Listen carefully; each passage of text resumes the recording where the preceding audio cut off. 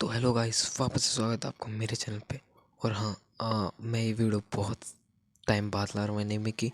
मैं मानता हूँ मेरे से बहुत लेट हो गई, बट मेरे पास काम थे इसलिए मैं लेट लाया। पर अब वीडियो ज़्यादा लेट नहीं हुआ करेंगी, अब मेरा काम हो चुका है। तो आज की आपको मेरी वॉइस में भी बहुत चेंज लग रहा होगा, अच्छी बात है, कुछ करा है मैंने। और आज हम जिसके बारे में बात करने वाले हैं वो डिबेट सालों से चलती, सालों नहीं, हाँ, 1 साल से चलती आ रही है, हु स्ट्रॉन्ग, गोजो और सपूना।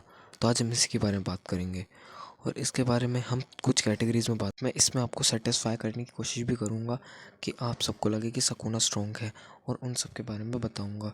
इन सब चीज़ों को हम मद्देनज़र रखेंगे कि इसमें कितना ज़्यादा आईक्यू था, कितना ज़्यादा पावर था, और कितना ज़्यादा वो ट्रांसफॉर्मेशंस थी, कितना टेक्निक्स थी, कितनी कॉम्बैट हैंड टू हैंड थी, और किसके सबसे ज़्यादा तगड़े तगड़े फीट्स थे।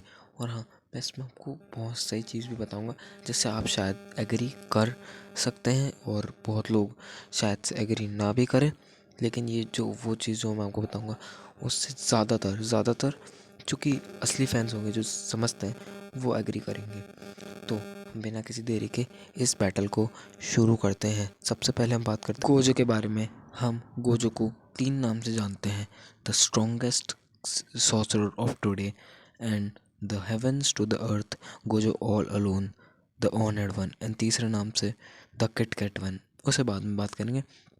गोजो उनके पावर्स के बारे में बात करें तो उस इंसान के पास है limitless massive amount of curse energy, और high level combat skills, high level IQ, और अपना एक्सपीरियंस भी उसे 22-23 साल का है, और उसका टारगेट है गेटो को मारना। पर हम एक चीज़ के बारे में ये नहीं भूल सकते कि बंदे के पास इतना बैटल आईक्यू है कि उसने कर्स की बर्नआउट तक को हील करना सीख लिया था अपने आप से ही। इतनी उसके पास आईक्यू लेवल है, और उसने लिटरली बाउंडिंग वाव से अपने आप को जो 2G के टाइम बचाया था वो भी बहुत खतरनाक था, उसको भी हम नज़रअंदाज नहीं कर सकते। और इसकी पावर लेवल के बारे में हम ये बात कर सकते हैं, इसने 6 डोमेन खोले थे सपूना के सामने, 6 डोमेन, और उसके बाद भी तना रहा था कर्स की एनर्जी के लेकर। और इसके जो अटैक्स होते हैं वो कितने खतरनाक होते हैं, उस हिसाब से समझ लो कि यूटा और हकारी ने इसका अटैक्स खाए थे, और उन दोनों को बहुत बुरा लगा था, मतलब इतना बुरा लगा था खड़े नहीं हो पा रहे थे ढंग से। ये अपने अटैक्स को इस हिसाब से मारता है। और इसने ब्लैक वो रोप्स को भी फाट ख़त्म कर रखा है। इसके डोमेन के अंदर इसके अलावा किसी की नहीं चलती। वो तो बात अलग है, डोमेन सकुरा ने तोड़ दिया था। बट हम एक बात याद रखनी है कि जो सॉर्सरर्स होते हैं उनमें कोई इमोशन नहीं होना चाहिए, लड़ते समय उनमें कोई इमोशन नहीं होना चाहिए। ये नोट रखना बहुत ज़रूरी है। ये बात भी, कोई सॉर्सरर लड़ रहा होता है उसे हमेशा अपने इमोशंस को साइड में रख के लड़ना चाहिए, कभी भी अपने इमोशंस को अपनी फाइट के बीच में नहीं लाना चाहिए। ये बात मेरी बहुत ज़्यादा ज़रूरी है, और इसे नोट रखना, क्योंकि बहुत बड़ी गलती करी थी इसी ने। और दूसरी बात, इसके पास कोई प्लान नहीं है। इसने सकुना के सामने लिटरली ज़ीरो प्लान के संग चलाता है। सकुना के सामने चाहे तो ये बहुत सही प्लान बना सकता था गेटो को मैगुमी को छपाकर, लेकिन इसने कोई अच्छा सा प्लान भी नहीं बनाया। हाँ, ये इसका बहुत बड़ा नेगेटिव इफेक्ट है जो इसी को आगे चल के बहुत ज़्यादा हानिकारक, नहीं, ख़त्म ही कर दिया था इसको। तो इसका ये बहुत ज़्यादा ही नेगेटिव नेगेटिव इफेक्ट है, जैसे किटकैट वन बना था। और इस हिसाब से इसने ना गेटो को मार के भी सबसे बड़ी गलती, ना मार के सबसे बड़ी गलती करी थी।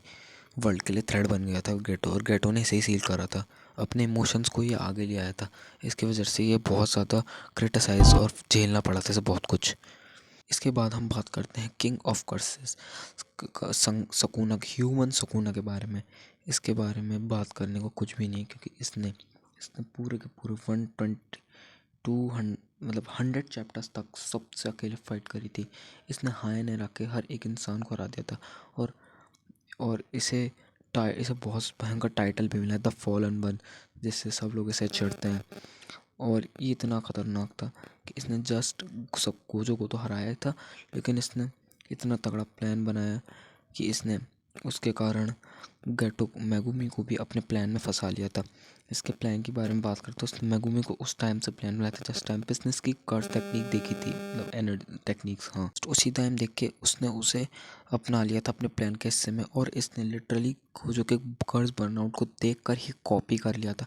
इतना खतरनाक, इसने देखते ही कर्स टेक्निक पहचान ली थी कि कौन सी कैसी होती है। और हम इसकी टेक्निक्स के बारे में बात करें तो इसके पास सबसे पहले हर एक टाइप की टेक्निक है जो हायन एरा में यूज़ होती थी। इसके पास खुद की ट्रांसफॉर्मेशंस भी हैं, पीस फिंगर खा के इसकी ट्रांसफॉर्मेशंस भी होती हैं धीरे धीरे धीरे धीरे। और उसने फर्स्ट फिंगर में ही इतनी ज़्यादा गोजो को टक्कर तो नहीं पर ठीक ठाक उससे लड़ तो लिया था कम से कम।